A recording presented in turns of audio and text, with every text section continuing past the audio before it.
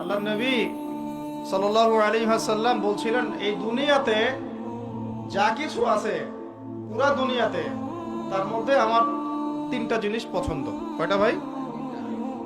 এক নাম্বার সালাহ, এক নাম্বার নামাজ। এটা আমার চোখের শীতলতা। নামাজে দাঁড়ালে আমার হৃদয় শান্ত হয়, চোখ ঠান্ডা হয়ে যায়। এটা নবী সাল্লাল্লাহু আলাইহি ওয়াসাল্লামের পছন্দের।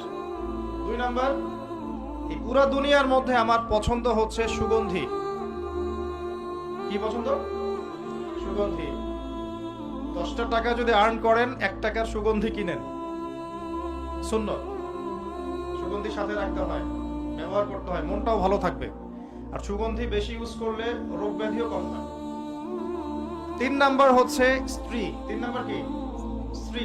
স্ত্রীরা আমার পছন্দ। নবী সাল্লাল্লাহু আলাইহি ওয়াসাল্লামের এই 3টা জিনিস পৃথিবীতে পছন্দ ছিল।